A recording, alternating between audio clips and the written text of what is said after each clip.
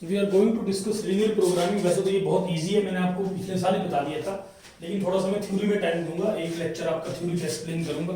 Question आपको मैंने जब प्लस टू में लीनियर इनइक्वालिटी कराया था तो उसी वक्त करा दिया था, आपको याद होगा अगर, तो मैंने उस वक्त बताया था। मैंने कहा प्लस टू में 5 नंबर का क्वेश्चन आता है, उसमें मैक्सिमाइज मिनिमाइज करना होता है, तो आप देख लें एक बार, थोड़ा सा ध्यान दें। जैसे लीनियर इनइक्वालिटीज आपने ग्राफिकली सॉल्व करना प्लस 1 में पढ़ा होगा, जैसे पहले थोड़ा सा वो मैं रिवाइज करा देता हूँ। जैसे सॉल्व लीनियर इनइक्वालिटी ग्राफिकली, जैसे आपको भी बोला जाता है solve linear inequality x greater than equal to 2 graphically. जैसे ये आपको बोला जाता है कि इसको ग्राफिकली सॉल्व करो। तो क्या तरीका बताया था आपको प्लस 1 में, याद करो आप। एचपी बोर्ड के रिगार्डिंग बहुत इंपॉर्टेंट है, इसकी थ्योरी आप ढंग से समझ लें, बाकी फिर बहुत इजी है, कोई ऐसी दिक्कत वाली बात नहीं है। अपने आप एनसीईआरटी से लाइन टू लाइन पढ़े, और बाकी मैं भी उसी थ्योरी से आपको बताऊंगा कि जो थ्योरी उसमें दी हुई है उसी से एक्सप्लेन करूंगा, आपका आराम से क्वेश्चन अटेंड करूंगा। x greater than equal to 2 graphically, इसको सॉल्व करना है। तो पहले आप x equal to 2 line draw कर लें। We draw x equal to 2, x greater than equal to 2। अब इसमें तरीका बताया था, आप 0 0 डालें, 0 ग्रेटर देन 2 आ रहा है फॉल्स, मतलब 0 0 हमारे आंसर में लाई नहीं करेगा। तो x greater than equal to 2, इसका मतलब ये आंसर होगा आपका x greater than equal to 2। So this answer will be, ये आंसर है आपका x greater than equal to 2। अगर आप दूसरा देखें, जैसे आपको बोला जाता है x plus y less than equal to 2, जैसे ये सॉल्व करना है। मान लो ये है कि सॉल्व ग्राफिकली, जैसे ये आता है कि ग्राफिकली सॉल्व करें x plus y less than equal to 2, तो व्हाट विल यू डू, ये देखिए आप, यहां पर वही चीज बनेगी x o x डैश, और यहां पर बनेगा y o y डैश। ये आपका आएगा x plus y less than equal to 2। तो क्या बताया था मैंने, सबसे पहले आप ड्रॉ करेंगे x plus y equal to 2। We will draw x plus y equal to 2। तो आपको पता ही है, this is this line, this point is A, this point is B, this is 2 0, this is 0 2। x plus y 2 draw कर लें, x को y को 0 रखें, x 2 आया, y को 0 x को 0 रखें, y 2 आया, तो ये आ गया x plus y equal to 2। This line is our x plus y equal to 2। इसमें आप 0 0 डालें, 2 greater than 0 ट्रू आ रहा है, इसका मतलब है 2 0 0 हमारे आंसर में लाई करेगा, आपको याद होगा। So this will be the shaded region, will be the required physical region. याद करें प्लस 1 में लीनियर इनइक्वालिटीज आपने पढ़ा था, तो ये इसका आंसर है, आपको याद आ गया होगा। अगर 2 से ज्यादा है तो फिर कॉमन रीजन शेड करते हैं, जैसा भी क्वेश्चन करा देता हूं। अगर मान लो 2 ही वेरिएबल है, उसमें कांस्टेंट नहीं, जैसे x plus x minus y less than equal to 0, solve x minus y less than equal to 0। तो सबसे पहले क्या करेंगे, we will plot equal to से प्लॉट करेंगे x o x dash, y o y dash. x minus y less than equal to 0 है, दोनों तरफ माइनस y, दोनों तरफ y ऐड करें, x less than equal to y greater than equal to x। तो सबसे पहले मैंने आपको बताया था कि ग्राफ ड्रॉ करने के लिए सबसे पहले लेस वाला, ग्रेटर लेस जो भी साइन है वो हटा दें। फर्स्ट ऑफ ऑल, तो सबसे पहले क्या करेंगे, first of all we draw, सबसे पहले हम ड्रॉ करेंगे y is equal to x। We will draw y is equal to x। तो देखें y is equal to x, 0 false।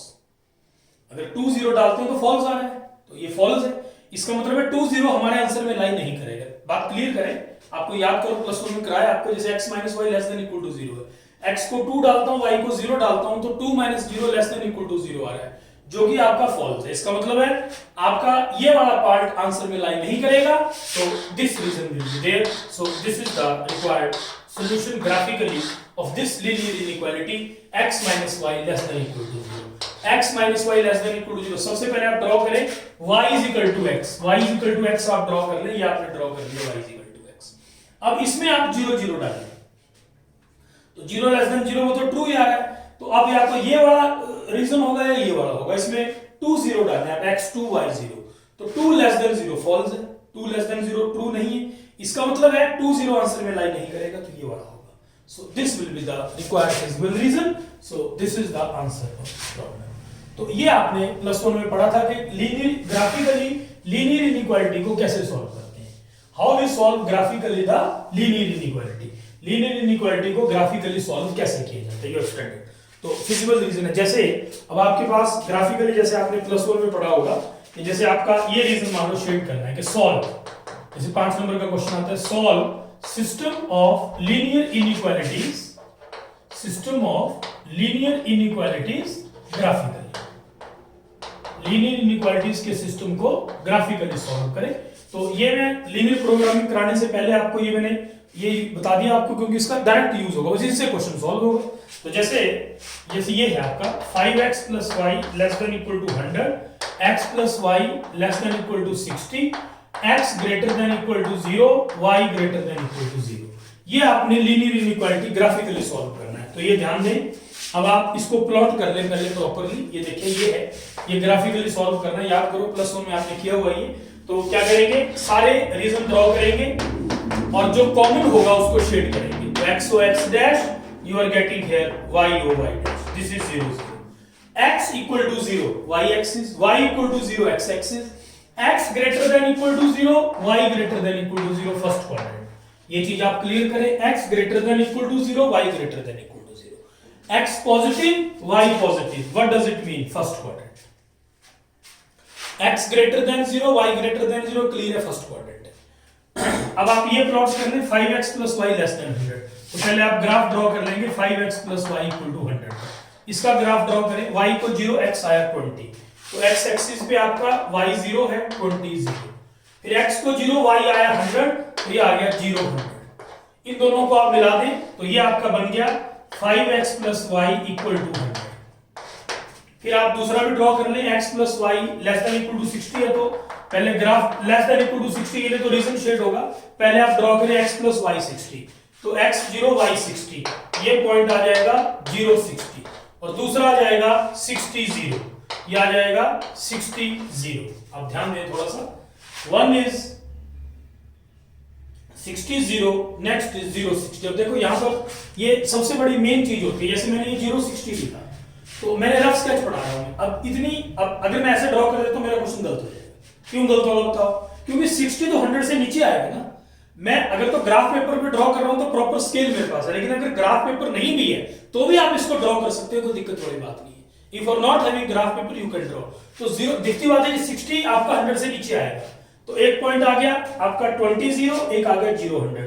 x + y 60, तो एक पॉइंट आ जाएगा b1, that is your 0 60 and 1 is 60 0, so like this it will be there। ये आपके पास आएगा b1, you can call it this your इसको b1 रख दो, इसको आप a1 रख दो, तो ये a1 b1 आ गया। यहां से आप इंटरसेक्शन निकाल सकते हैं p होगा। अब उसने बोला ग्राफिकली लीनियर सिस्टम को सॉल्व करो, तो कर ले ग्राफिकली। आप देखिए कॉमन रीजन होगा इसमें, 0 0 डाले, 100 greater than 0 ट्रू, इसका मतलब है ये वाला 0 0 हमारे आंसर में आएगा, ये वाला आंसर है। अगर लेस इक्वल टू नहीं लगा है तो आपने इसको टच नहीं करना है, जो रीजन शेड करना है हल्का सा डिफरेंस रखना है, यहाँ पे इसको टच नहीं करना। आपको बताया था +1 में मैंने, अगर इक्वल टू लगा है तो उसको टच करना है, ये सारा नीचे वाला आएगा। अगर इक्वल टू नहीं लगा है तो उसको टच नहीं करना, ये ध्यान रखें। x + y < 60 0 ट्रू है, 60 greater than 0 ये सारा आएगा, लेकिन उसने कहा x greater than 0, y greater than 0, मतलब फर्स्ट क्वाड्रेंट। तो हम बाकी मतलब फर्स्ट क्वाड्रेंट से अलावा कहीं नहीं जा सकते। तो व्हाट इज द कॉमन, इसमें ये सारा, उसमें ये सारा, फर्स्ट क्वाड्रेंट ये सारा, तो what is the common feasible region? तो ये आपका ग्राफिकली सिस्टम का सॉल्यूशन हुआ। आप याद करें जो आपने +1 में पढ़ा था। सो this is the shaded reason is required solution. तो यहां पर आप लिखते थे, हम इतना ही था +1 में, shaded region is required feasible region, shaded region is required solution. ये शेडेड रीजन आपका रिक्वायर्ड सॉल्यूशन। मतलब 100 greater than 0 ट्रू है, 100 greater than 0 ट्रू है, मतलब आपका 0 0 आंसर में आएगा, तो ये आएगा सर। दूसरे में ये सारा है, x greater than 0, y greater than 0 first quadrant, तो आपने किया +1 में सारा, तो दिस इज योर आंसर। तो ये जो है ये आपका आंसर होगा, ये रीजन आपका आंसर। याद करें आप, तो इस ढंग से आपने लीनियर इनइक्वालिटी सॉल्व की थी +1 में। अब बस यही है जो आपका +2 में लीनियर प्रोग्रामिंग में आपका सॉल्यूशन जब करेंगे आप, तो जो सॉल्व करना होगा वो इसी ढंग से होगा। सॉल्व जब आप ग्राफिकली करेंगे सिस्टम को, तो we will solve like this. तो उसमें आपने यही चीज करनी है। कहने का मतलब है कि आपको जो रीजन आप शेड करोगे वो तो जैसे +1 में लीनियर इनइक्वालिटी भी किया था वही होगा। उसके बाद +2 का थोड़ा सा स्टेप है कि मैक्सिमम मिनिमम, वो मैंने पिछले साल भी आपको बता दिया था। तो अगेन आई एम एक्सप्लेनिंग। तो देखिए सबसे पहले तो आपका linear programming basically it is a optimization problem. Linear programming एक ऑप्टिमाइजेशन, एक मतलब आप इंजीनियरिंग में एक सब्जेक्ट पढ़ोगे ऑप्टिमाइजेशन, तो ऑप्टिमाइजेशन में एक स्पेशल काइंड ऑफ प्रॉब्लम आती है, that is linear programming problem. उसका एक छोटा सा पार्ट आपके सिलेबस में linear programming. Basically linear programming is part of optimization. तो ऑप्टिमाइजेशन का पार्ट ही लीनियर प्रोग्रामिंग। तो आपकी बुक में ये जैसे आपको जो समझाया है वो एक एग्जांपल लेके उसने किया, तो वही एग्जांपल मैं ले रहा हूं। जैसे मान लो एक फर्नीचर डीलर है, आप ध्यान दें थोड़ा सा, एक फर्नीचर डीलर है, total amount to be invested, उसके पास जो टोटल अमाउंट है इन्वेस्ट करने के लिए वो 50,000 अमाउंट है जो इन्वेस्ट करेगा वो। और जो स्टोरेज कैपेसिटी है, जो स्टोरेज कैपेसिटी है वो 20 पीसेस की है। 20 पीस को वो स्टोर कर सकता है, 20 पीसेस की स्टोरेज कैपेसिटी है उसके पास। Table is having cost, table की कॉस्ट जो है वो 2500 है, और चेयर की जो कॉस्ट है वो आपकी 500 है। फर्नीचर डीलर है, जो एग्जांपल बुक वाले ने लिया उसी से समझा दूंगा, क्लियर कर दूंगा आपको। अभी आपका जो है वो सॉल्व हो जाएगा प्रॉब्लम कि कैसे आपने मैनेज करना है। तो ये है आपके पास फर्नीचर डीलर है, टोटल अमाउंट 50,000 इन्वेस्ट करना है, स्टोरेज कैपेसिटी 20 पीसेस की है उसके पास, और जो एक टेबल है उसकी कॉस्ट आपकी 2500 है और चेयर की कॉस्ट 500 है, और 60 जो पीस है स्टोरेज कैपेसिटी जो है उसके पास वो 20 पीसेस की है। 20 पीस से ज्यादा वो स्टोर नहीं कर सकता। Sorry, storage capacity is having 60 pieces, 60 pieces की स्टोरेज कैपेसिटी उसके पास। Total amount invested 50,000, furniture dealer है, स्टोरेज कैपेसिटी 60 पीसेस की है, और टेबल की कॉस्ट जो है वो 2500 है, और चेयर की कॉस्ट जो है वो 500 है, एक चेयर की कॉस्ट। तो ये अमाउंट उसने इन्वेस्ट करना है। तो what he want to invest, और वो क्या बोल रहा है, वो ये कह रहा है he can make a profit, he can make a profit of 250 rupees on table. एक टेबल में वो 250 रुपए का प्रॉफिट गेन कर सकता है, एंड ऑन चेयर, और चेयर पे, and on chair he can make profit of 75 रुपए का वो प्रॉफिट एक चेयर पे ले सकता है। अब ये पता करना चाहता है how many tables and chairs he should buy from available money to maximize his profit। अब कहने का मतलब है फर्नीचर डीलर है, 50,000 रुपया उसने इन्वेस्ट करना है, 60 पीसेस उसके पास स्टोरेज कैपेसिटी, 60 पीस वो रख सकता है। एक टेबल की कॉस्ट 2500 रुपए है, चेयर की कॉस्ट 500 रुपए है। एक 250 रुपए वो टेबल से प्रॉफिट ले सकता है, चेयर से वो 75 रुपीज का प्रॉफिट ले सकता है। तो कितने नंबर ऑफ चेयर्स और पीस टेबल बनाए to maximize his profit. To maximize his profit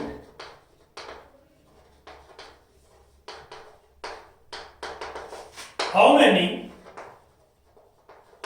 chairs and table, how many chairs and table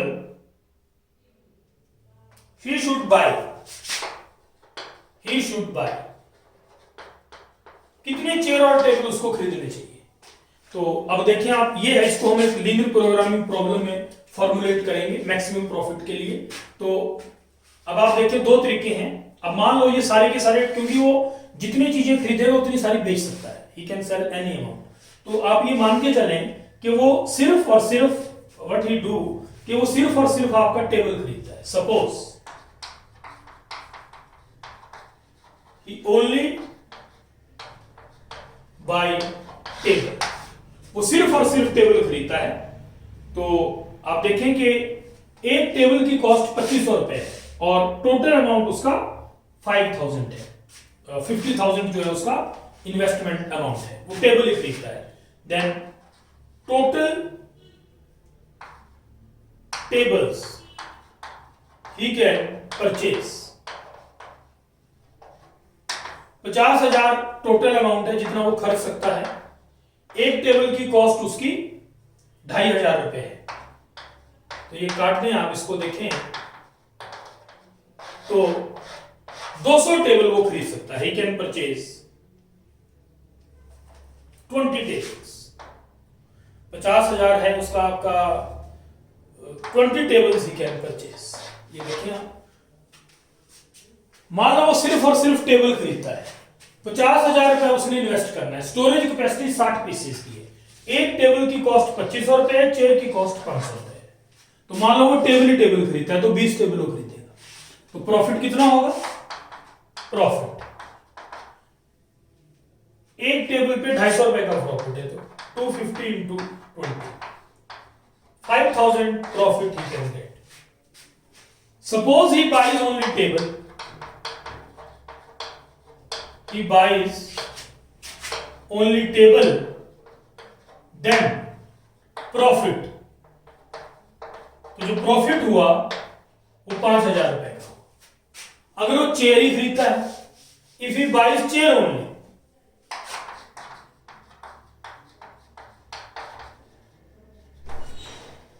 अगर वो चेयर खरीदता है प्रॉफिट, तो प्रॉफिट कितना है? एक चेयर की कॉस्ट 500 है, 50,000 चेयर ओनली, तो number of chairs store, so profit if he buys only chairs, अगर वो चेयर्स कोई खरीदता है तो वो होगा आपका 75 गुना 60, 4,500, तो 4,500 का प्रॉफिट उसको होगा। आप देखें, दिखती बात है, मतलब कॉमन सी बात की कि 50,000 इन्वेस्ट करना है, 60 पीसेस की स्टोरेज कैपेसिटी है, एक टेबल की कॉस्ट 2500 है, एक चेयर की कॉस्ट 500 है। तो अगर वो सिर्फ और सिर्फ टेबल खरीदता है तो उसको 5,000 रुपए का प्रॉफिट है, सिर्फ और सिर्फ चेयर खरीदता है तो 100 चेयर खरीद सकता है, लेकिन स्टोरेज कैपेसिटी 60 की है, तो प्रॉफिट जो होगा वो उसके पास, चेयर खरीदता है तो 4,500 रुपए का उसको प्रॉफिट हो रहा है। अब ध्यान दें, अगर वो सिर्फ टेबल खरीदता है तो प्रॉफिट 5,000 रुपए का है, चेयर्स खरीदता है तो इतने का है। तो अब ये भी हो सकता है कि मिक्स खरीदे, कुर्सियां भी खरीदे, टेबल भी खरीद ले, तो ये एक मतलब रफ आइडिया हम ले रहे हैं। तो इसको हम लीनियर प्रोग्रामिंग से इसको हम फॉर्मुलेट करेंगे इस प्रॉब्लम को। तो देखें, we are taking rough idea. अब suppose he buys 10 tables and 50 chairs, 10 table और 50 कुर्सियां वो खरीदता है। तो देखें, तो 10 टेबल, क्योंकि 60 की कैपेसिटी है, 10 टेबल अगर खरीदता है तो अमाउंट, एक टेबल का आपको पता है कि 1 टेबल इज हैविंग 2,500 का उसका है, और 50 चेयर खरीदता है तो 60 पीसेस वो स्टोर कर सकता है। 10 टेबल खरीदता है और 50 चेयर वो खरीदता है, तो दिखती बात है 60 पीस वो टोटल स्टोर कर सकता है। एक टेबल पे उसको 250 रुपए का प्रॉफिट है, और एक चेयर पे उसको जो है वो आई थिंक 75 रुपए का प्रॉफिट है, तो इंटू 75, 50 चेयर्स अगर वो खरीदता है तो यू आर गेटिंग 6250, तो प्रॉफिट उसका ज्यादा हुआ। अगर वो 10 टेबल खरीदता है, 50 चेयर खरीदता है, अगर सारी की सारी कुर्सियां खरीदता है तो उससे ज्यादा प्रॉफिट उसको यहां से हो रहा है। अगर वो 10 टेबल खरीदता है और 50 चेयर खरीदता है तो इतना प्रॉफिट उसको हो रहा है, this is the profitable amount, ये प्रॉफिट होता है। तो ये तो एक रफ आइडिया है जो आपकी बुक में समझाया, उसमें एग्जांपल लिया है कि मान लो सारी की सारी कुर्सियां खरीद ले, सारे के सारे टेबल ही खरीद ले। अब इस प्रॉब्लम को मैथमेटिकली फॉर्म करते हैं, we will form this problem mathematically, फिर उसका सॉल्यूशन हम देखेंगे, उसको लीनियर प्रोग्रामिंग प्रॉब्लम कहते हैं। Suppose we form the problem mathematically, इसको मैथमेटिकली फॉर्म करते हैं। Let number of tables he buy x, number of chairs he buy y, number of table जो वो परचेज कर रहा है वो x है, number of chairs हैं वो y है। then profit z will define, z is to be found, Z की ऑप्टिमल वैल्यू फाइंड की जाती है, क्योंकि थ्योरी तो काफी दी है लेकिन उसको मैं आपको अपनी लैंग्वेज में एक्सप्लेन कर रहा हूं करके। क्वेश्चन करना तो कुछ नहीं, 2 मिनट का काम है, लेकिन आपको पता होना चाहिए आप कर क्या रहे हैं। तो this is called as objective function, जिसको मैक्सिमाइज या मिनिमाइज किया जाता है उसको ऑब्जेक्टिव फंक्शन कहा जाता है। और ऑब्जेक्टिव फंक्शन की ऑप्टिमल वैल्यू फाइंड आउट की जाती है। Optimal value of z is to be find, that is maximum और minimum value of z। Maximum और minimum value of z is to be find. z की maximum और minimum value find की जाती है, उसको कहते हैं optimal value of z। Maximum और मिनिमम वैल्यू z की ऑप्टिमल वैल्यू कहते हैं। अगर आपका प्रॉफिट है तो उसको मैक्सिमाइज करेंगे, अगर कॉस्ट है तो उसको मिनिमाइज करेंगे, तो बोथ आर उनको ऑप्टिमल वैल्यू कहा जाता है। और जो ऑब्जेक्टिव फंक्शन में x और y वेरिएबल है उनको डिसीजन वेरिएबल कहा जाता है। आप नोट करें, here variables x and y, variables x and y in z are called as decision variables. उनको डिसीजन वेरिएबल कहा जाता है। They are called as decision variables. So these are the decision variables. आप note करें, इनको decision variable कहा जाता है। And so these are decision variables. This is objective function. Z 250x plus 75y. This it is called as objective function. It is called as objective function where variables x and y, variables x and y of objective function,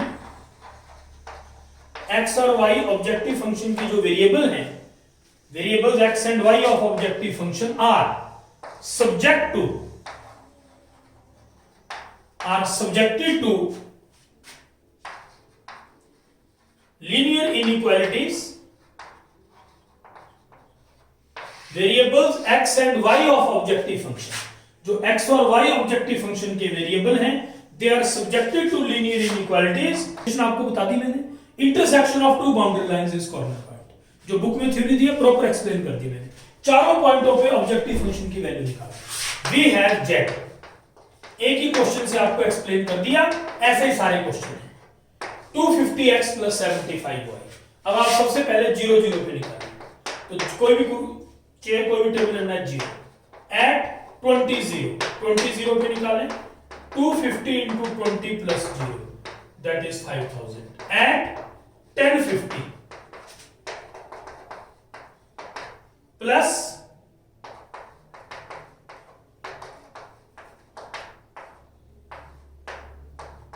ये बना, तो ये देखें आप कितने पास है 6250। फिर 060 पे निकालें,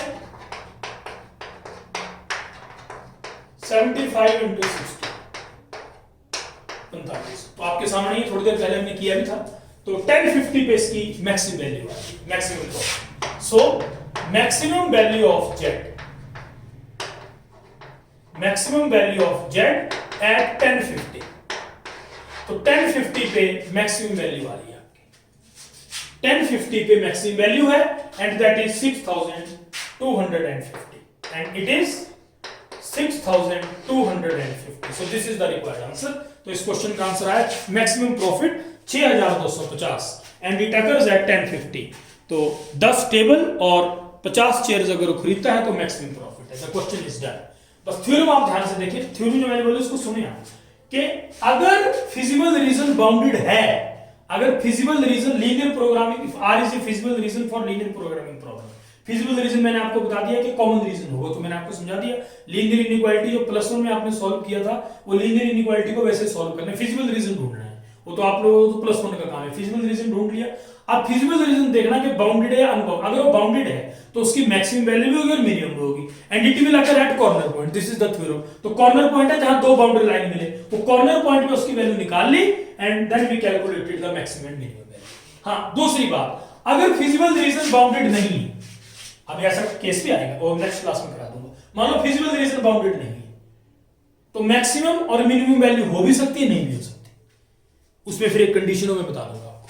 अगर फिजिबल रीजन बाउंडेड है तो मैक्सिमम भी होगी, मिनिमम भी होगी, and it will occur at corner point. अगर फिजिबल रीजन बाउंडेड नहीं है तो मैक्सिमम वैल्यू हो भी सकती है, नहीं भी हो सकती।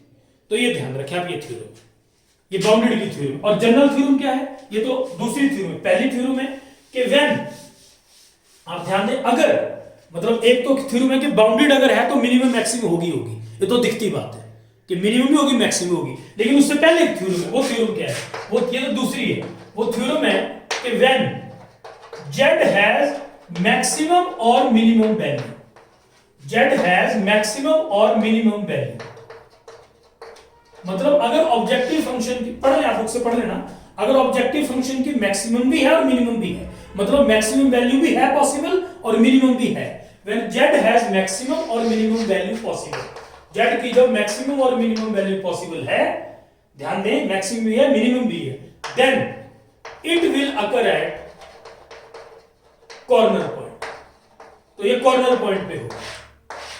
और उसमें उसने ये नहीं बोला कि फिर पहली थ्योरम है कि अगर उसकी मैक्सिमम मिनिमम है, मतलब ये मान के चला कि मैक्सिमम मिनिमम है, अगर वो है मैक्सिमम मिनिमम तो वो कॉर्नर पॉइंट पे होगी। और वेयर, किस कॉर्नर पॉइंट पे, where R is a feasible reason for linear programming problem, R feasible reason है linear programming problem का। ये जो थ्योरम है ये सबसे पहली थ्योरम है कि अगर z की मैक्सिमम और मिनिमम है तो वो कॉर्नर पॉइंट पे होगी, और दूसरी है कि अगर वो बाउंडेड है feasible reason तो मैक्सिमम भी होगी मिनिमम भी होगी, अगर अनबाउंडेड है तो मैक्सिमम मिनिमम हो भी सकती है नहीं भी हो सकती। नेक्स्ट क्लास में आपको वो कॉन्सेप्ट भी बता दूंगा कि अनबाउंडेड है तो क्या होगा। And again I will explain this theorem. So this is all about today's lecture. Are there?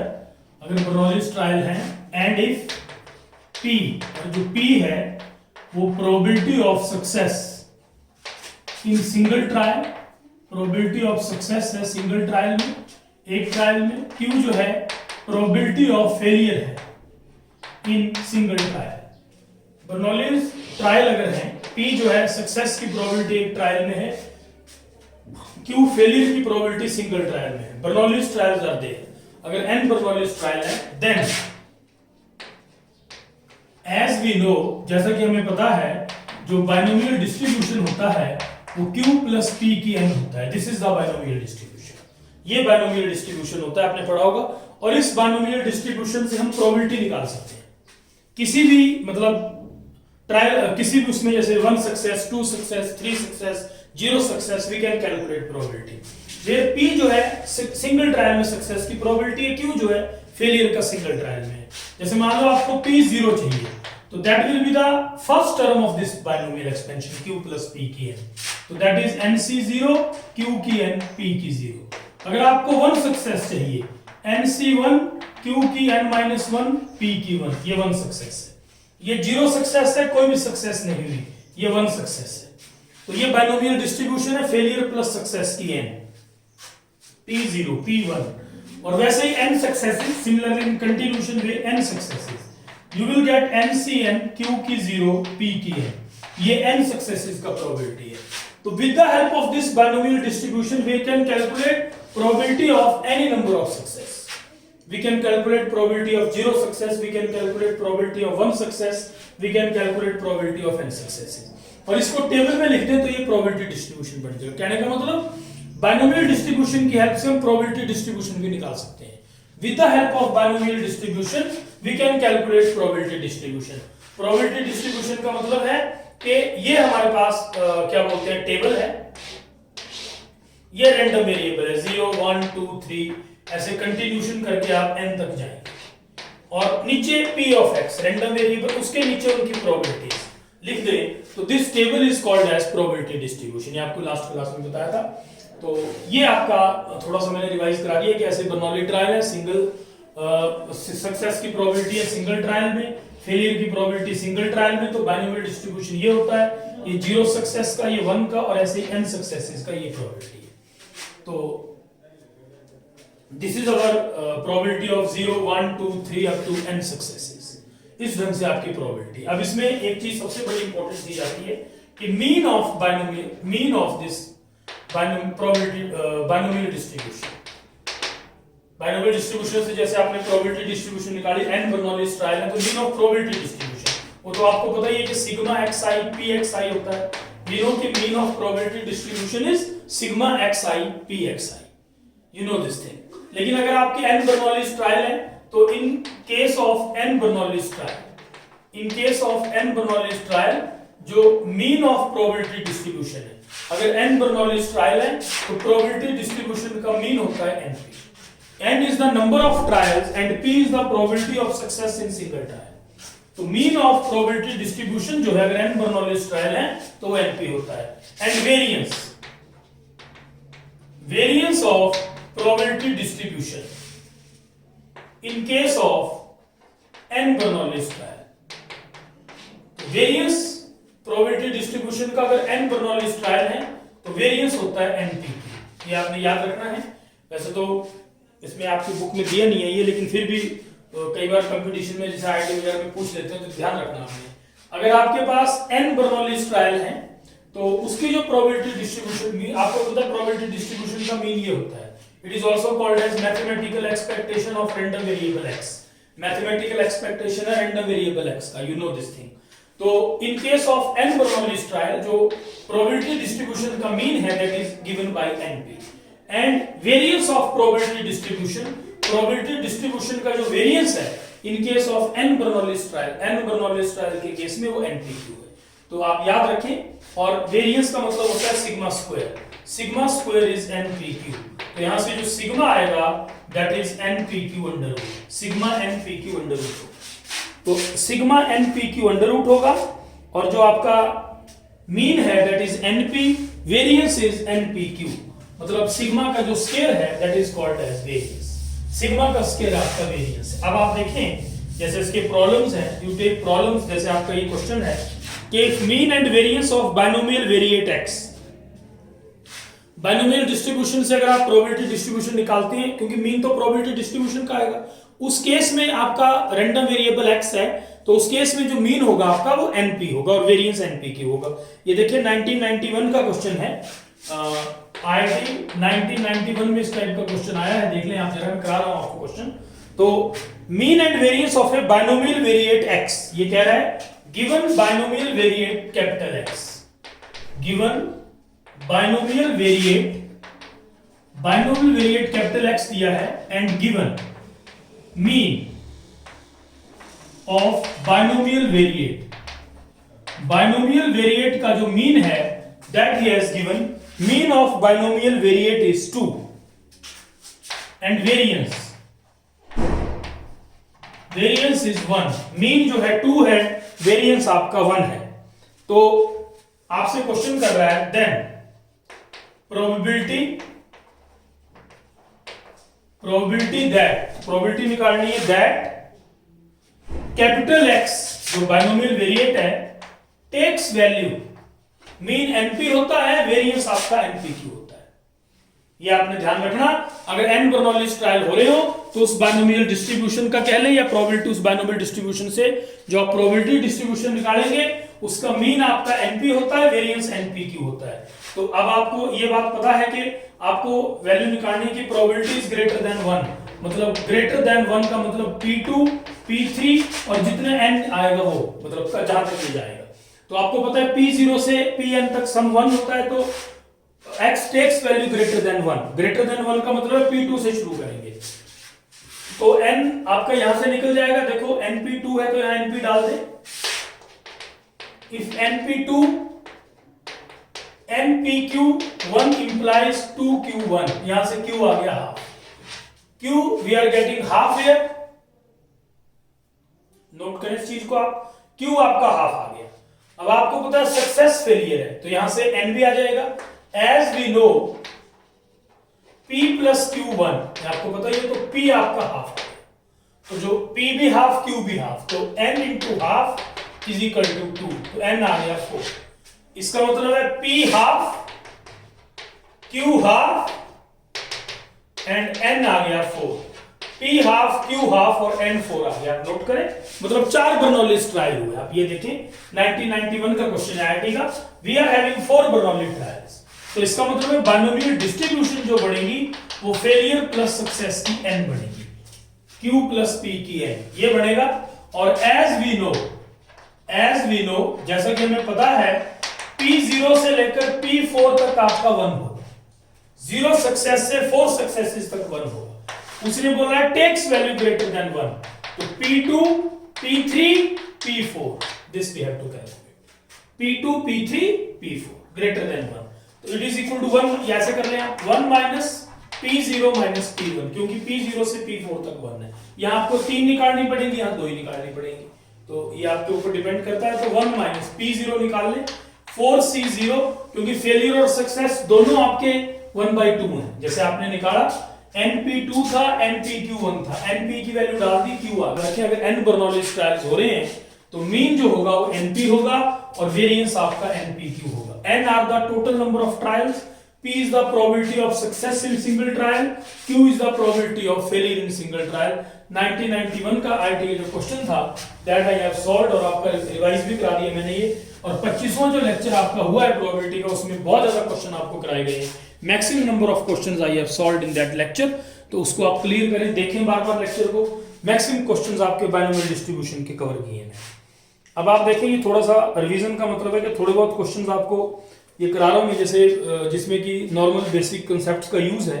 जैसे ये देखें 1998 का क्वेश्चन है, उस क्वेश्चन में आपको करने को दे दूंगा और फिर उनको नेक्स्ट लेक्चर में देखेंगे। तो प्लीज सी द प्रॉब्लम। ये देखें ये क्वेश्चन है कि 7 white balls and 3 black balls, 7 white and 3 black balls, 7 white and 3 black balls are placed in row,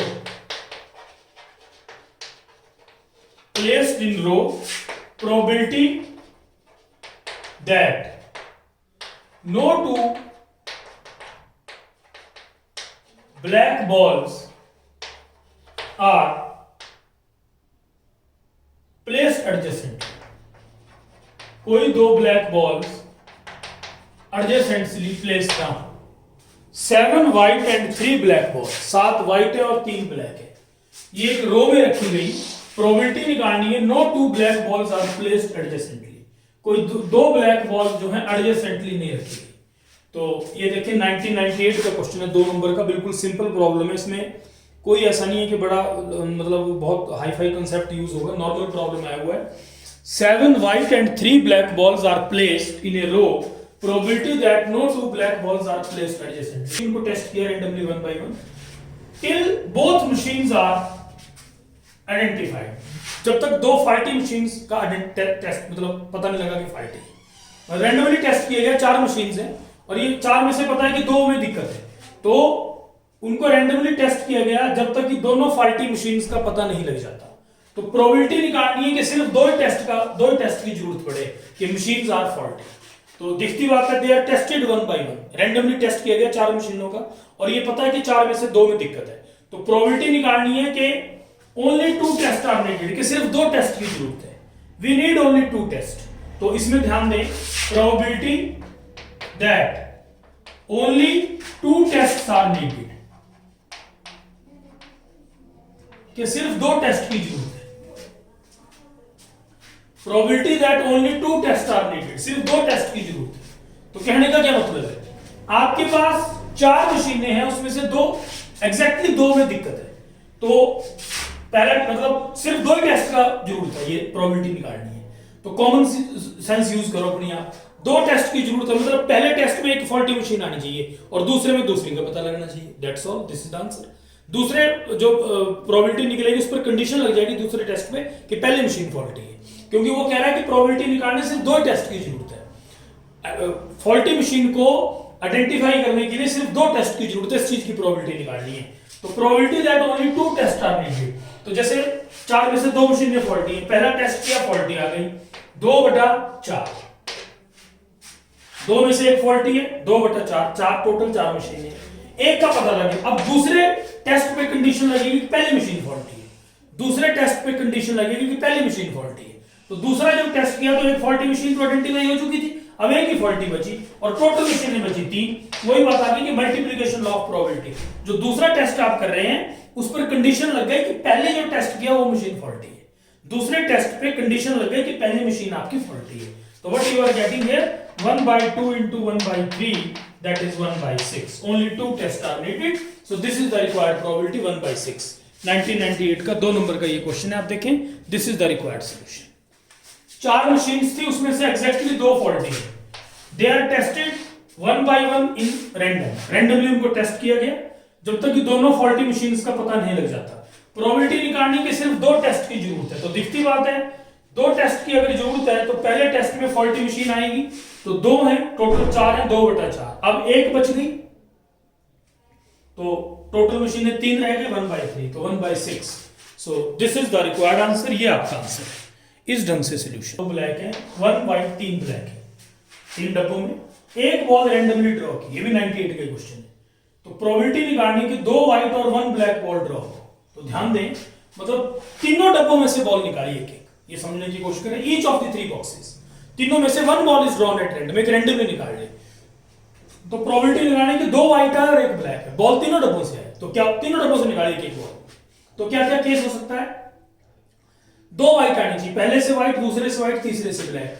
W1 का मतलब है पहले से व्हाइट है, W2 का मतलब दूसरे से व्हाइट है, 3 का मतलब होगा तीसरे से व्हाइट है। तो ध्यान दें, W1 पहले से व्हाइट, दूसरे से व्हाइट, तीसरे से ब्लैक, 2 व्हाइट आ गई। और क्या हो सकता है? पहले से व्हाइट आ गई, दूसरे से ब्लैक, तीसरे से व्हाइट, और पहले से ब्लैक आ गई, दूसरे से व्हाइट और तीसरे से भी व्हाइट। तो और ये म्यूचुअल एक्सक्लूसिव है, क्योंकि ये होगा तो ये नहीं होगा, ये होगा तो ये नहीं होगा। म्यूचुअल एक्सक्लूसिव तो एडिशन भी ऐड हो जाएंगे सारे। और पहले से व्हाइट, पहले से इंडिपेंडेंट है, पहले से दूसरे से व्हाइट आ रही है, पहले से व्हाइट आ रही है, उसका कोई लिंक नहीं है, क्योंकि डब्बे अलग अलग है सर, दे आर इंडिपेंडेंट, तो मल्टीप्लाई हो जाएगा। पहले से व्हाइट एंड दूसरे से व्हाइट एंड तीसरे से ब्लैक, मतलब दूसरे से व्हाइट आई, पहले से व्हाइट आई, इससे उसको कोई फर्क नहीं है, क्योंकि दूसरे बॉल से पहले बैग से दूसरे में ना बॉल डाली ना निकाली, कोई फर्क नहीं है उसको, दूसरे से इंडिपेंडेंटली बॉल आ रही है तो इंडिपेंडेंट है, कॉमन सी बात है, तो मल्टीप्लाई होगा। पहले से व्हाइट 3/4, दूसरे से व्हाइट 2/4, तीसरे से ब्लैक, तीसरे में ब्लैक 3 है, 3/4। पहले से व्हाइट 3/4, दूसरे से ब्लैक 2/4, तीसरे से व्हाइट 1/4। पहले से ब्लैक 1/4, दूसरे से व्हाइट 2/4, तीसरे से व्हाइट 1/4। तो नीचे 64 आ जाएगा, ऊपर 18 + 6 + 2, तो 26/64, 13/32। This is the required answer. ये भी आपका 98 का क्वेश्चन है। देखिए आप, तो तीनों डब्बों से बॉल निकाली एक एक रैंडमली का ये मतलब है कि from each of the 3 boxes, तीनों डब्बों में से बॉल आई है, from each of the 3 boxes ball is drawn, ये नहीं है कि किसी डब्बे से नहीं निकाली, from each of the 3 boxes ball is drawn, तो ये प्रोबेबिलिटी निकालनी है कि 2 व्हाइट और 1 black. So this is the 1 और मोर देन 1 may be 2। मैंने डैश इसलिए नहीं लगाया यहां पे, ई डैश का मतलब ही कॉम्प्लीमेंट है, ताकि क्योंकि कई बार क्या होता है इस लाइन के साथ आप कंफ्यूज हो सकते हैं डैश में, तो मैंने ई कॉम्प्लीमेंट लिख दिया नाम को। तो देख रहे हैं चारों में से 1 और मोर देन 1 में भी करेक्ट। दूसरा क्वेश्चन है, student appears for test 1, 2, 3। A student is successful है if he passes in test 1 and 2, 1 और 2 में पास करे या 1 और 3 में करे। Probability that student passes in 1, 2, 3 test, पहले में P है, दूसरे में Q है, तीसरे में हाफ है respectively. Probability that student is successful, ये 1/2 है। तो इन चारों में से एक ऑप्शन ट्रू है, P1 Q1, P = Q = half, P1 Q0, P1 Q = half। So these are the problems, you please try to solve these problems। इनका फिर सोल्यूशन नेक्स्ट क्लास में कराऊंगा मैं आपको। एक क्वेश्चन आप ये भी ट्राई करें, E and F are independent events, probability of event E lies between 0 and 1, probability of F lies between 0 and 1, मतलब 1 नहीं हो सकती और 0 भी नहीं हो सकती, 0 और 1 के बीच होगी, क्योंकि if event is sure then 1 and impossible it is 0, तो ना तो 0 होगी ना 1 होगी, उनके बीच होगी दोनों की।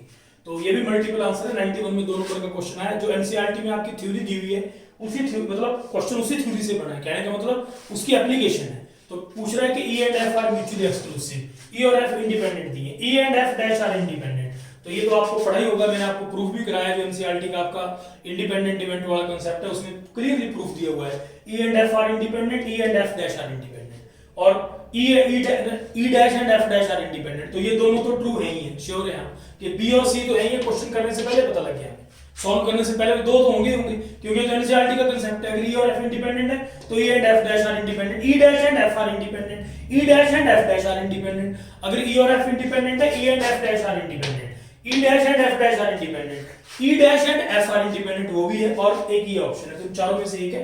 तो you please try to solve this 3 problems. फिर आगे उसके बाद अब लीनियर प्रोग्रामिंग करा रहा हूं, इसके बाद आपको अगली क्लास में 3 प्रॉब्लम और दूंगा, तो इस ढंग से आपके 6-7 प्रॉब्लम हो जाएंगे। इनको नेक्स्ट क्लास में I will solve this problem. तो I am starting with linear programming now that we have studied. आपको पिछले साल भी मैंने करा दिया था, बहुत इजी टॉपिक है ये, कुछ भी नहीं है इस टॉपिक में।